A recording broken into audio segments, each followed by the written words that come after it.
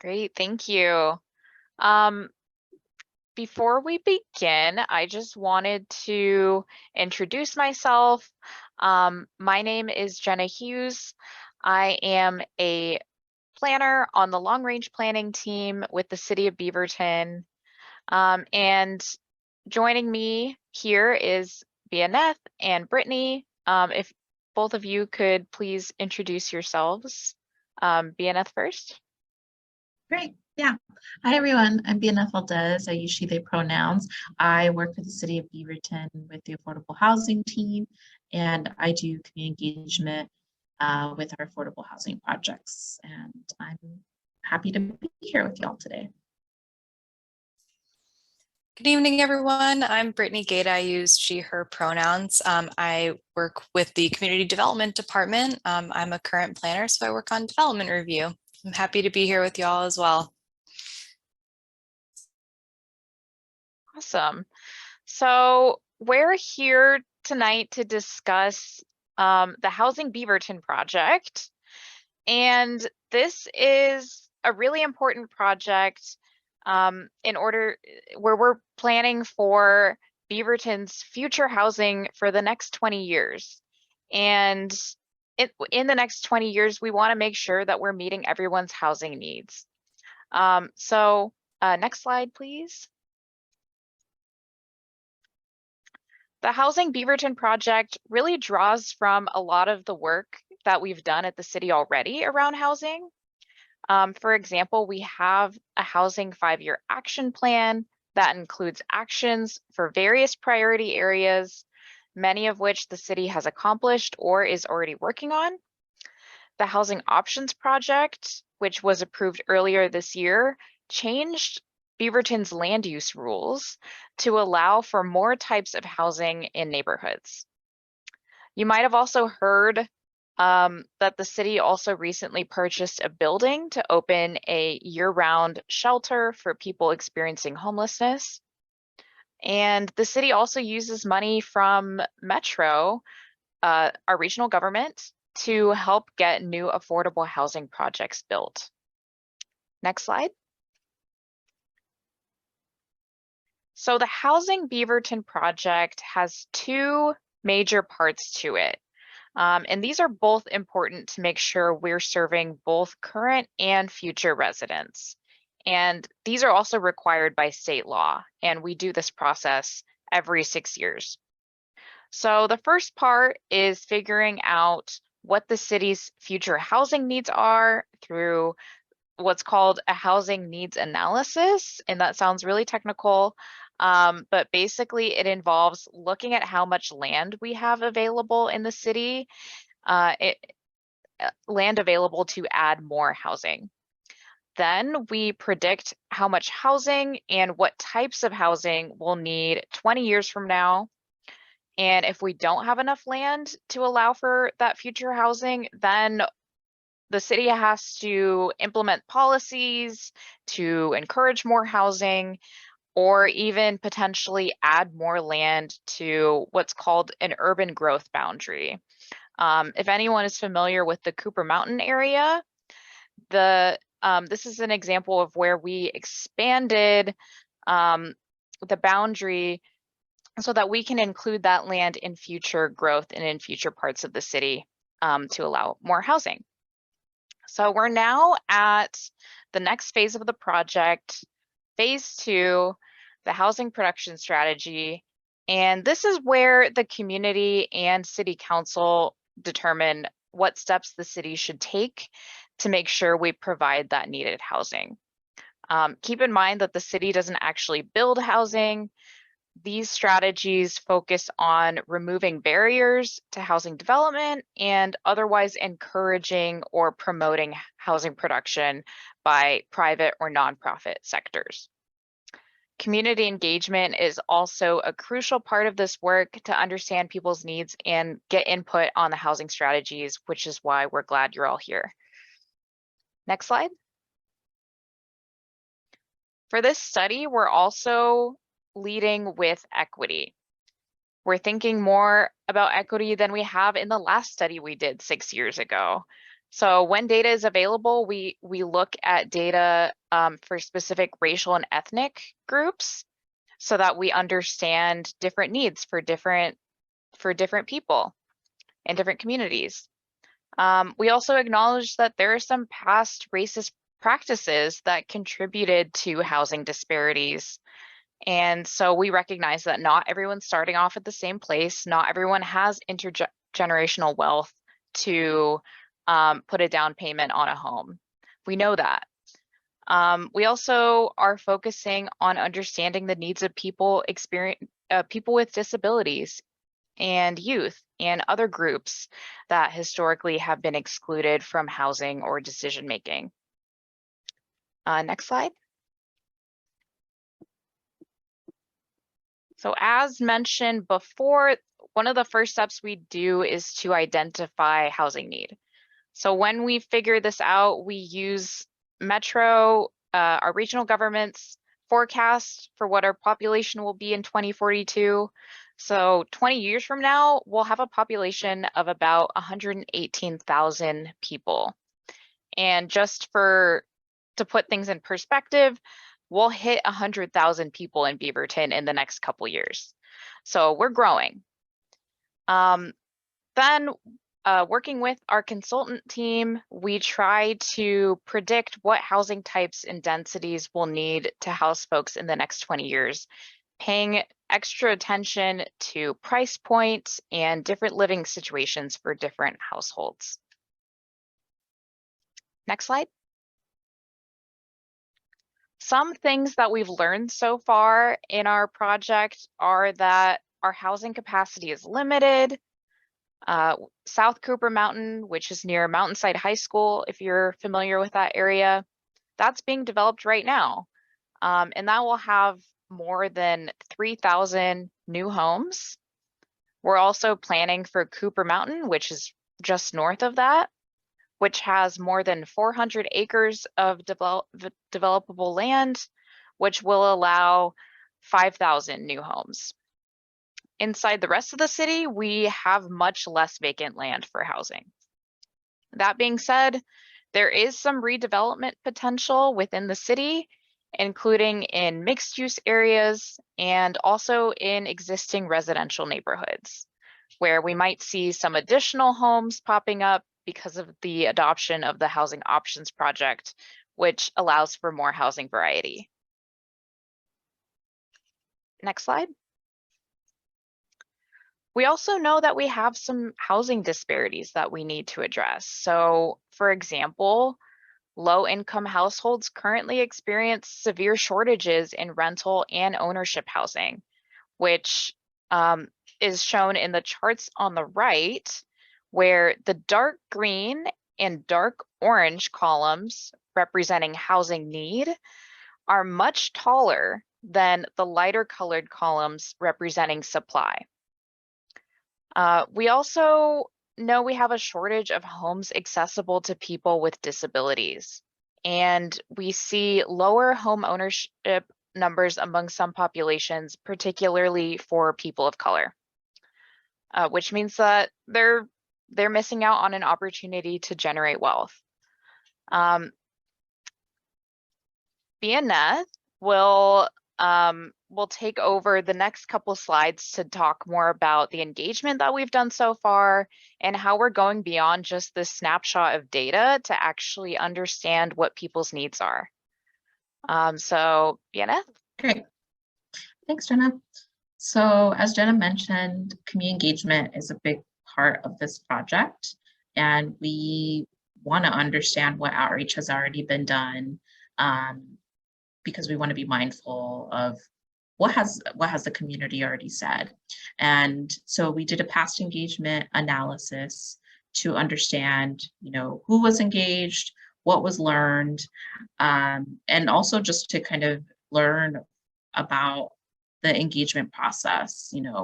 One of the things that Jenna said is trying to be more inclusive, more equitable. So going into this process with that intention. So you'll see here, we did some analysis on some of the projects, in the past, some of the more recent projects like equity strategy, Mountain Housing Options Project. So we know just by looking at this data that some major themes came up, which it's pretty evident that affordability is a big one. And even with our engagement now, we're hearing that still is very much a need. Nearby access to transit, jobs, stores, medical care, and also having housing variety. And that's very important for people, having options for different housing options. And then access to green spaces, which is something that is important to folks. So we know that this is something that is a major need, but we wanted to continue learning about which communities haven't been fully engaged, which I will share a little bit more in the next slide.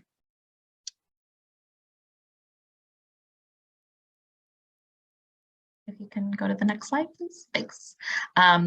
Great. So some of the community demographics that we really wanted to focus on were people with disabilities, were people who are identified as seniors, young people, veterans. So we did a lot of our focus on that because we did have quite a bit of some other groups.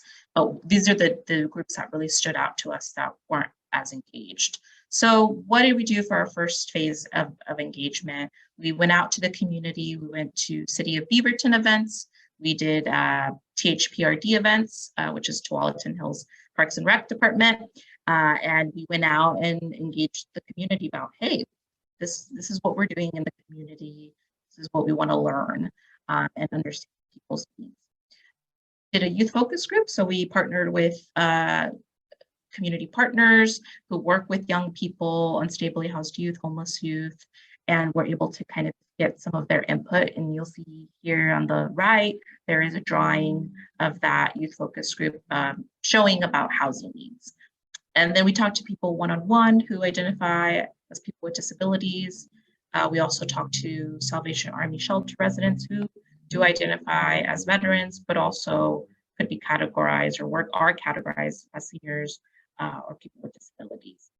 And also had some committee engagement, the Housing Technical Advisory Committee, which is part of the City of Beaverton, and Beaverton Committee for Community Involvement, and the ADA Technical Advisory Committee.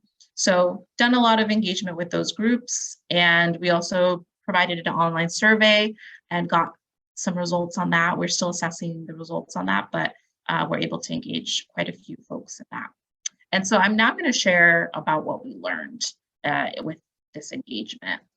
So obviously some of these themes are going to be similar across the board, but I wanted to be very specific about each group. So with youth, supportive people and services was a big need. A lot of the youth that we talk to are in unstable housing situations or transitionary housing situations. So they really need a lot of supportive services and folks around them. Accessible transit, storage space, natural light, outdoor access, and pet friendly. Those were the major things that we heard from youth. People with disabilities, one of the things that we heard is, not everybody who has a disability is the same. They're not all a monolith. And so housing needs are going to look different within that demographic. So just kind of considering that. Another, affordability is a huge constraint, and which kind of goes into needing more financial assistance to retrofit their homes. And then also, requesting reasonable accommodations can be very burdensome process. It can be a long process for some of them, especially obviously if you're renting, it could take a few months before those accommodations get processed. So that's definitely something that we heard is a need. Like I said, we're still processing and assessing our survey responses, but we did talk about interior exterior characteristics of needed housing, locational needs for housing, challenges that people may have faced to having their housing needs met. So hopefully we'll learn more about that. And like I mentioned, we reached out to Salvation Army shelter residents who are veterans and seniors and people with disabilities. So safety and security was a big thing that came up for folks, just having a safe place to be and a secure place. A lot of the veteran demographic, having a quiet place is a big need, because we know that PTSD is huge in that community. And so just kind of thinking about that when meeting those needs. Free parking, ground floor, low income ADA units. We know that affordability is important, but also the ground floor ADA units are important. Proximity to medical care, shopping and services. And obviously affordability is a big one. So those are the main themes that came up for us in our engagement. I'm going to pass it back to Jenna. Great, thank you. So before we keep going, I wanted to just pause for a moment and ask you all some questions. One, what housing needs and challenges are you seeing in your neighborhood or community? And what are your most pressing housing priorities? And you can respond there's a link to a poll where you can respond online. It's pollev.com/housing277, or you can text housing 277 to 22333. So please take a moment to either open a new browser if you're on a laptop, or you can join on your phone.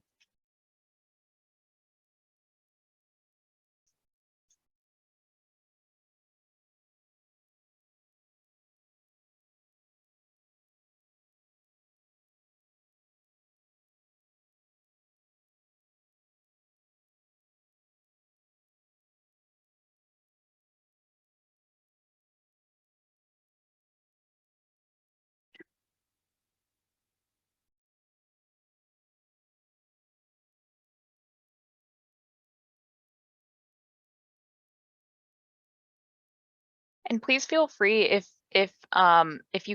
you're having trouble accessing the poll, you can always post in the chat, or you can raise your hand. I'll just give a few minutes.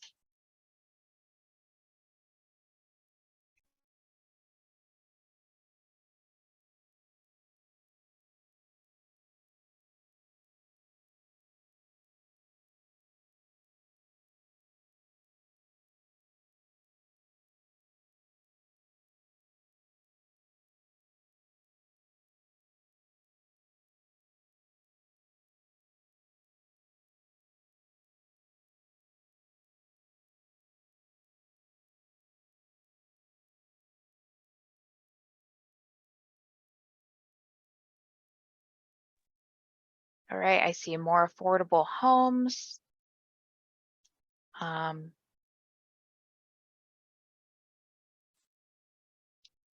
Long-term tenants are offered money to leave because the landlord wants market rate, which could be at least 50% higher. Wow.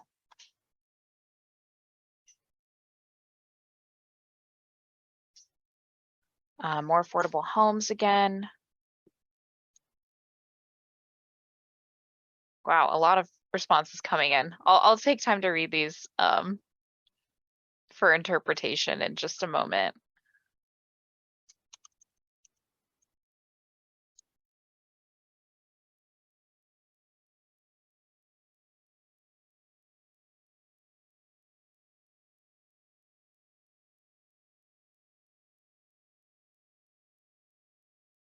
Great, so just for interpretation, need more available and affordable houses to rent.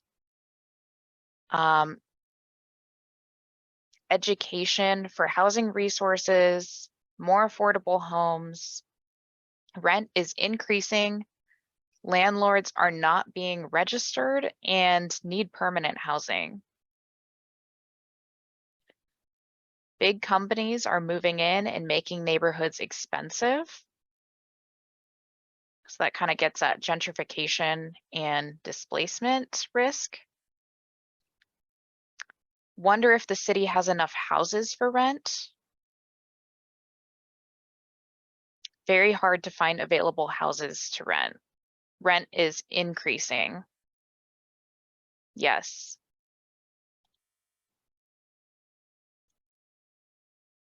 And also I know some people are pasting things in the chat. More affordable homes would be nice. Very expensive now. More affordable housing. Homes with plenty of spaces for family gardens. Okay.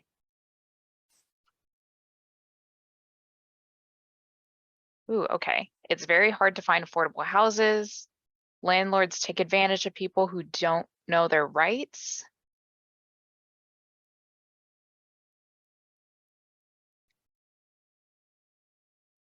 Okay. Thank you all. Need subsidized housing program now.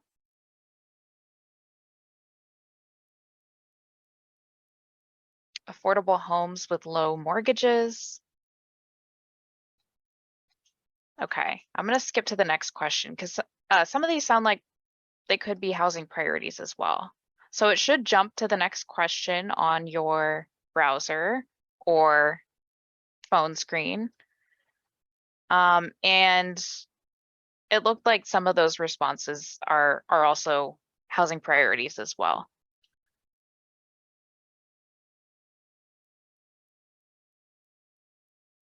Does anyone want to speak up and expand on what they wrote? No pressure.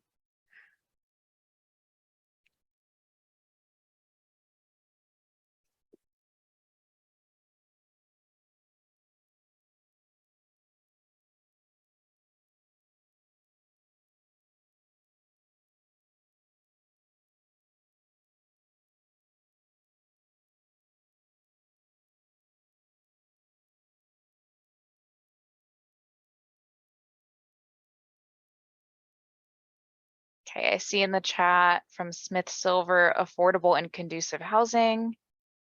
I see here more programs or pathways to home ownership. Yes, that's definitely really important, especially as we see huge home ownership gaps between for communities of color. Permanent rental assistance. Low mortgages.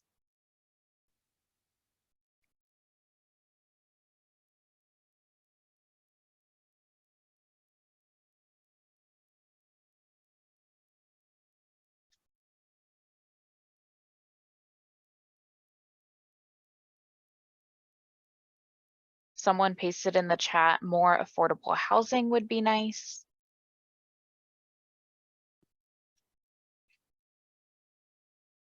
Less barriers for folks to apply for housing and affordable housing.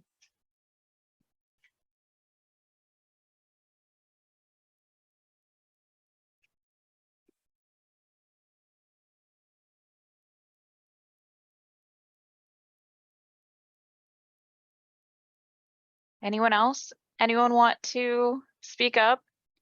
I don't want to call on people, but it's also nice to have more of a conversation.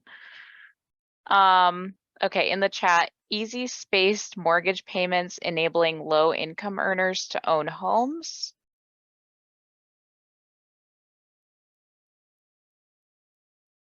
High priority to people with disability, persons in terms of cost.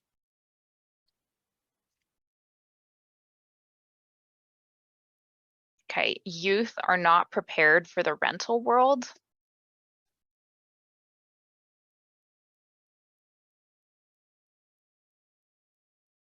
Okay, well, feel free to keep putting in your thoughts.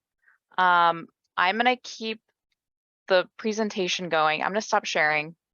And I'll keep talking, and feel free to just keep putting in your thoughts in the chat or in the poll.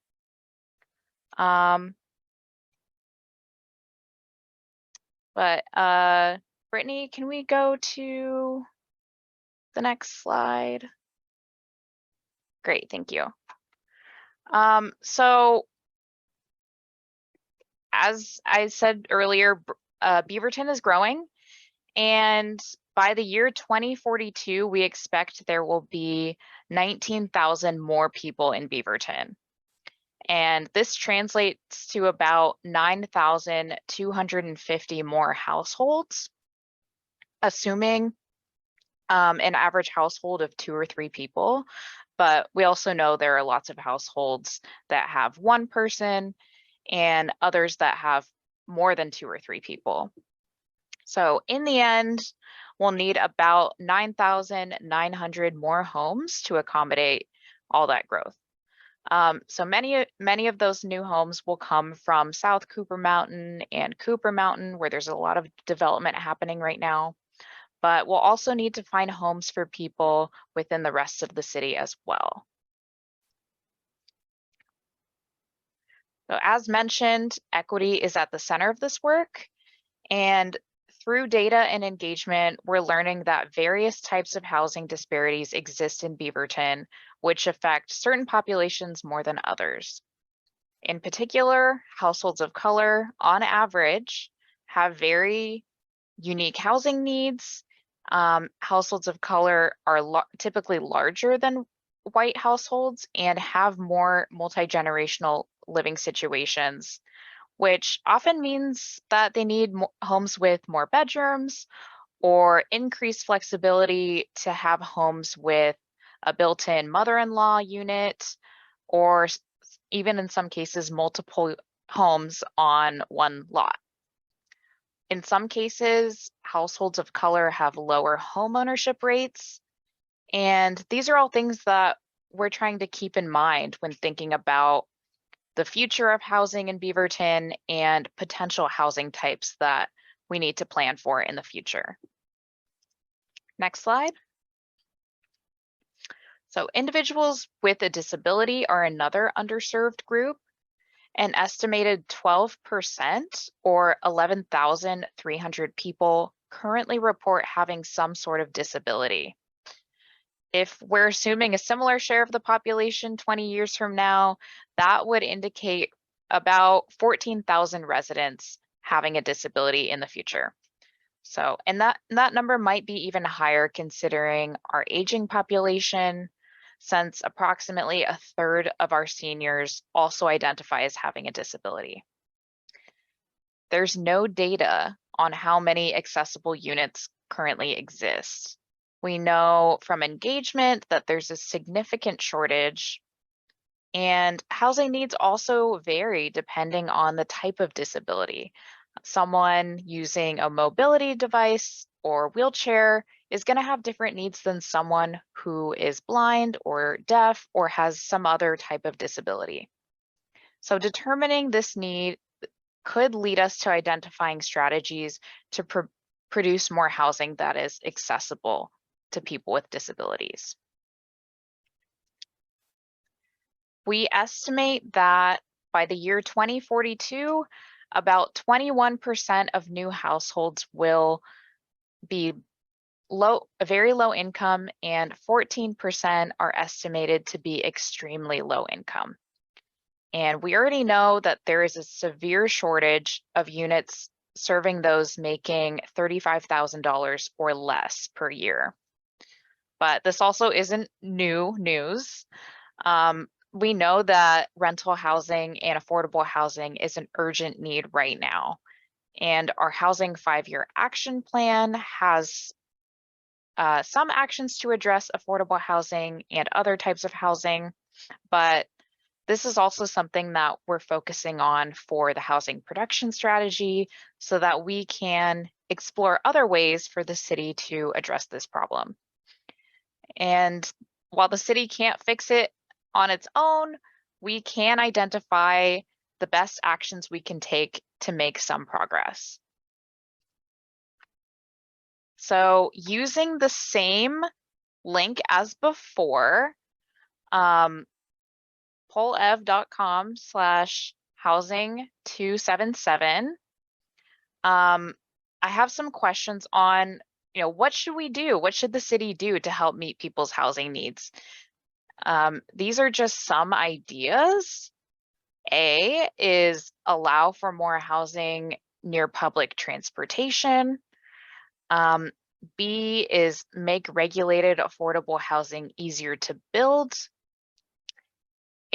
C is increase home ownership opportunities by encouraging more starter homes or smaller homes. D is eviction protection. So this could be anywhere from rent control to utility or rental assistance. E is incentivize more accessible homes for people with disabilities. And F is fund projects to protect people's homes against extreme weather.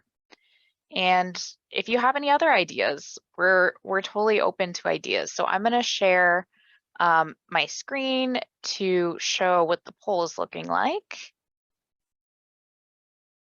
And I see some people are posting in the chat, which is great. That's a great alternative if you're having difficulty accessing the poll. Okay.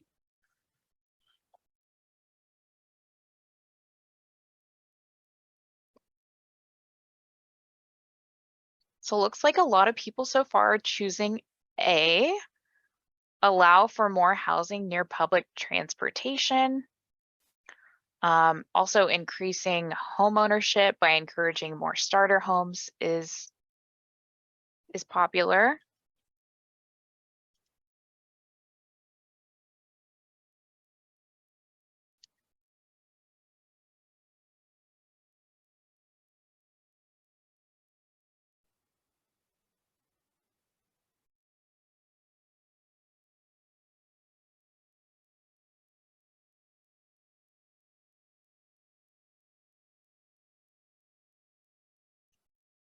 Looks like B is also a popular choice, make subsidized affordable housing easier to build.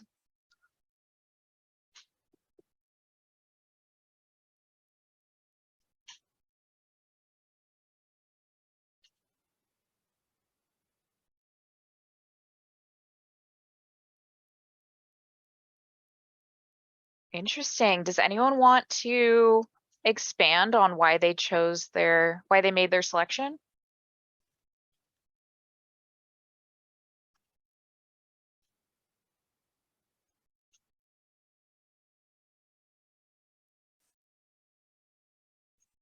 Anybody? No?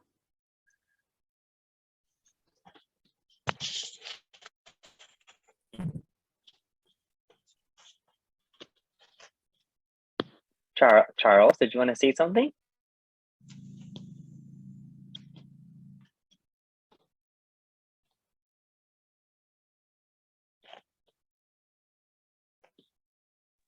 Okay. Does anybody want to take themselves off mute and share a little bit about why you selected one of these responses?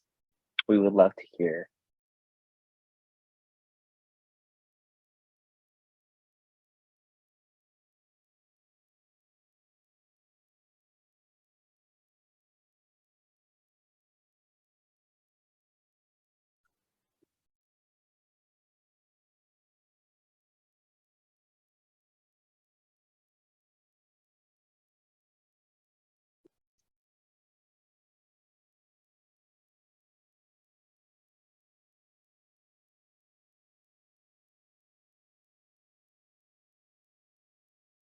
Would anyone from the chats, maybe Amna, Magnus, Wayne, David Phillips, Nathan? I see you very active in the chat. I would love to hear from you.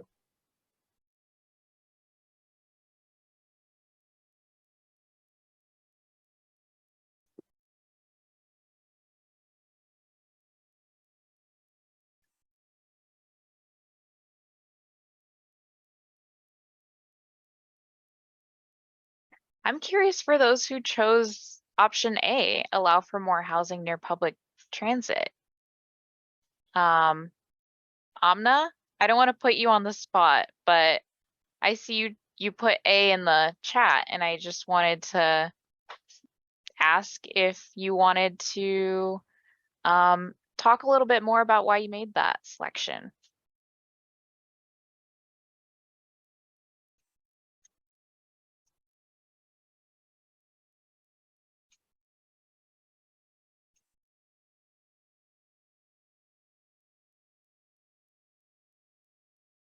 Or just them?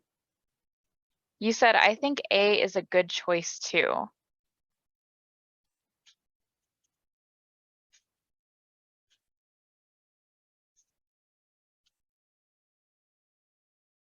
I chose it as well because some people can't afford gas. Yes, gas is very expensive. Ooh.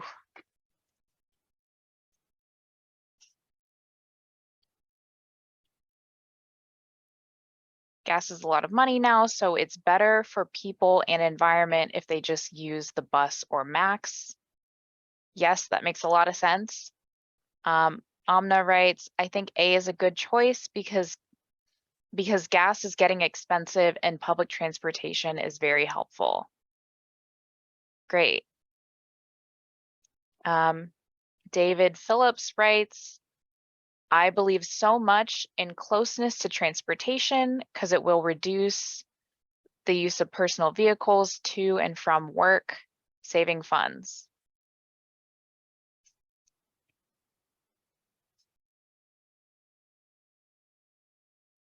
Jasper Luca wrote, B will give us a separate idea for the future.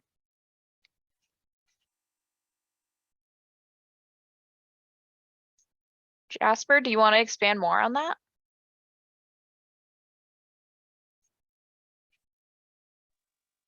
Yeah.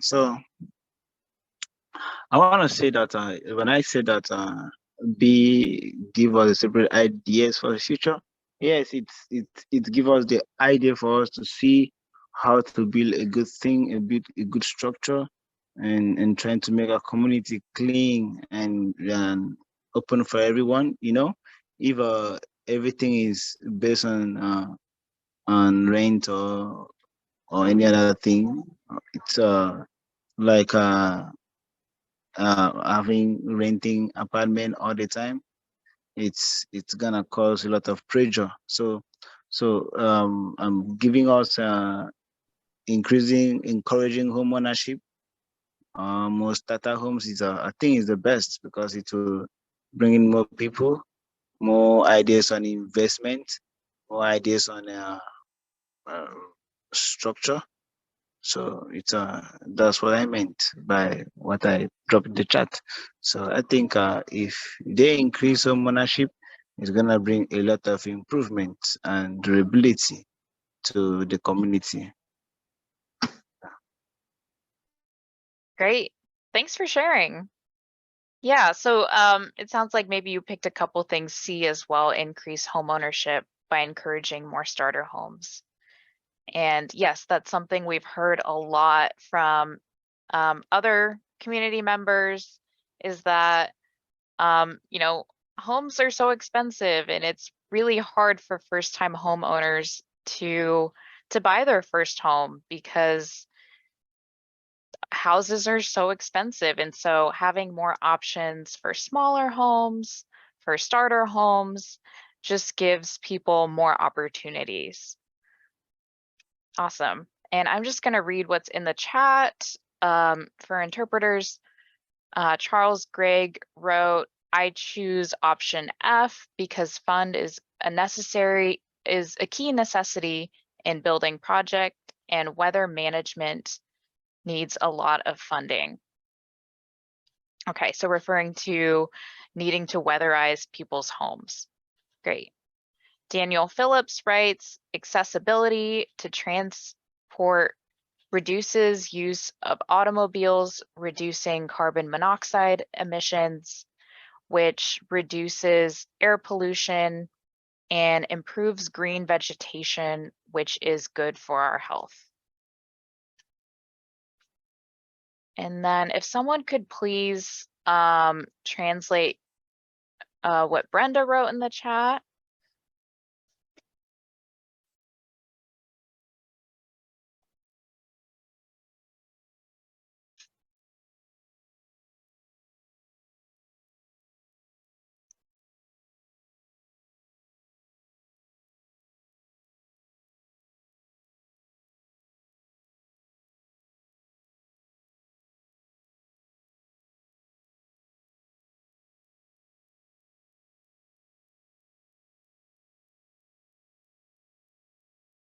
Great, thank you. And just for the Vietnamese interpreter, Felicity just gave the translation in Spanish, but I'm not sure if the Vietnamese interpreter heard it. So Brenda wrote, I chose D because we don't know a lot about our rights, and in an emergency situation, we need to know more about renters' rights and what to do in an eviction, especially if we have family. Great. Well, I will go to the next question, which is really more just open-ended, because the last question was our ideas for some ways that we could make sure that we're meeting people's housing needs. But I also just wanted to give an opportunity for people to suggest their own ideas. And if there's anything that you think the city should prioritize when it comes to housing.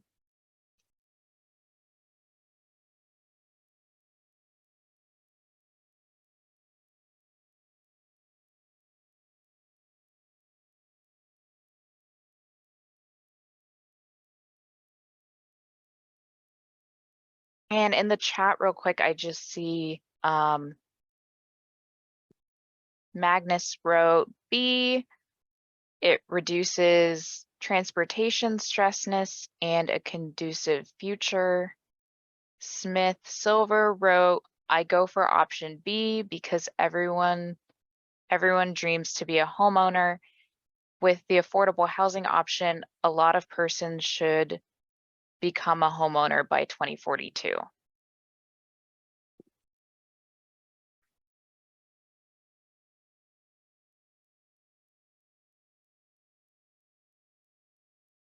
Great.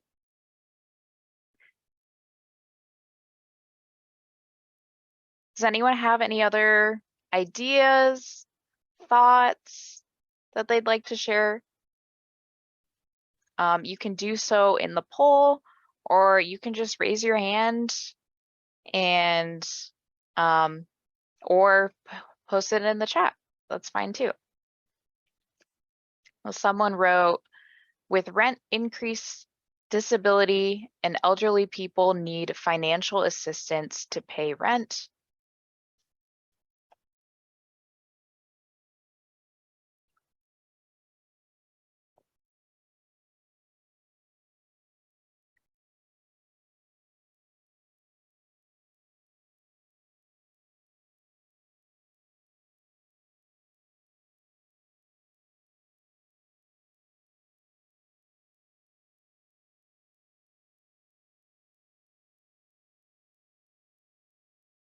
Okay, I'm gonna stop sharing, but please feel free to continue posting it in the poll if you'd like.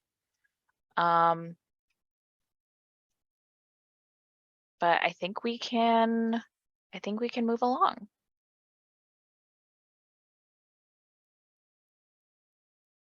Great. I can go into detail with the next steps.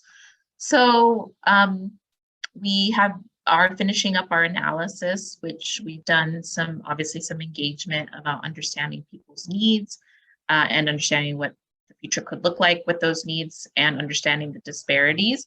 So that's what we're wrapping up. And we're going to start on this next phase, which is the housing production strategy. So hearing from the community what needs we need to address, and how are we going to address those when we're thinking about producing housing in the next couple of years.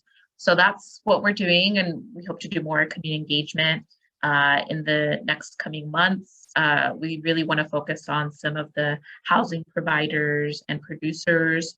So we'll be engaging with them and doing an analysis on some of the past engagement that we've done with folks in our community regarding to housing production. And yeah, we're going to draft everything, draft the analysis and the production strategies, and hope to be completed by the spring of 2023, and then get council approval in the summer/fall. So, and hopefully along the way, we'll be engaging with the community throughout the process and making sure, hey, did we hear you right? We want to make sure that we're, making sure that we're meeting that need when it comes to specifically the last part of the process. So excited to continue doing that work. The next slide shows how to stay involved. So obviously Jenna is our project manager and is the planner on this project. So feel free to reach out. We also do have a website. And it's here. If you go to beavertonoregon.gov/HBP, you can also use the QR code on your phone and follow us there. And you can learn more about the project and the events that we're doing. Also, if you want to stay up to date, you can sign up and get our email alerts when we have events, or we would love your input. So that's a great way for you to stay involved. Yeah, so we're wrapping it up. If anyone has any questions for us or comments, or want to dive into some of the thoughts that y'all had, this is the time. Thank you so much.